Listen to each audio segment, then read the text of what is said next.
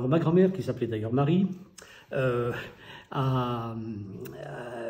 reçu une anecdote, hein, mais quand j'étais petit, j'étais opéré d'appendicite au Maroc, à Casablanca, de manière assez urgente. Et donc, je me souviens très très bien, en partant sur le chariot, en allant à la salle d'opération, je vois encore les lumières défiler sous mes yeux, et elle marche à côté, et puis elle me dit d'un coup, écoute, voilà, on va dire, je vous salue Marie, et elle me dit, parce que si tu meurs, tu n'auras rien à craindre. Et donc, nous avons dit ensemble, je vous salue Marie, puis après, je suis parti sur la salle d'opération. Donc, cet aspect maternel rassurant, et qui n'est pas fait pour éviter, mais qui est fait pour finalement assumer la vie qu'on est en train de découvrir. Ça, c'est pas une déesse, hein, c'est pas un quatrième dieu, ou un troisième dieu, même un premier dieu, c'est en fait la mère de Jésus-Christ. Et ce qui est intéressant, c'est que sans cette femme, le salut ne serait jamais venu rentrer dans le monde. Donc elle a vraiment une place particulière,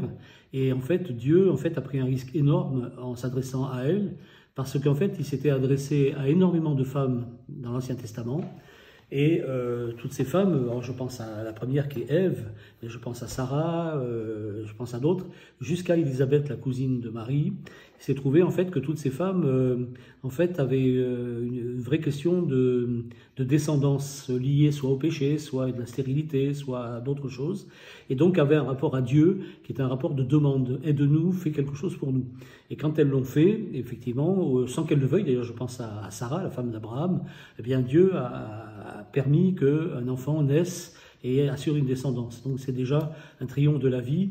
de toutes ces femmes de l'Ancien Testament. Jusqu'à Élisabeth, dont le texte de l'Évangile nous dit que c'était la stérile, et donc elle ne pouvait pas avoir d'enfant, et Dieu va agir parce qu'il y a une souffrance, parce qu'il y a une demande, et donc beaucoup de gens qui vont faire des pèlerinages, souvent sont en demande d'un miracle, que Dieu fasse quelque chose pour eux.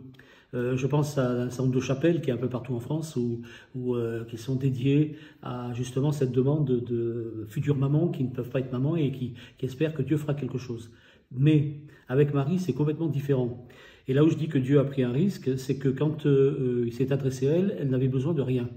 Elle n'était pas en demande, elle était dans la foi. Et donc quand je dis qu'il prend un risque, c'est que elle n'attend rien finalement de Dieu, puisqu'elle est comblée de grâce, elle a tout, et que si elle avait dit non, ça en était la catastrophe. Et donc ce que Dieu aime, c'est qu'il s'adresse en fait à sa virginité, et pas à sa stérilité, là où tout est encore possible, là où la vie peut se développer, et là où elle ne demande rien finalement, elle est fiancée, etc. Et le rapport avec nous est intéressant parce que si Dieu s'adresse à nous, c'est pas parce qu'on est faible, c'est pas parce qu'on a besoin de lui, au fond on serait soumis, et qu'on aurait besoin de lui, donc forcément on lui demande. Mais ce que Dieu aime aussi, c'est s'adresser à nous dans notre vraie liberté, là où on n'a pas besoin de lui, là où on peut vraiment le désirer, mais parce qu'on n'a pas besoin de lui. Et donc avec Marie, il s'adresse en fait à sa virginité, c'est-à-dire il attend de manière très fragile la réponse qu'elle pourra donner, d'autant plus qu'elle est totalement libre de dire oui ou de dire non, contrairement à toutes les femmes qui ont précédé dans l'Ancien Testament. Donc vraiment là, Marie, c'est un modèle d'accueillir Dieu, là où en fait on a un potentiel de vie, de création, et que, donc toute personne aujourd'hui qui s'adresse à Marie,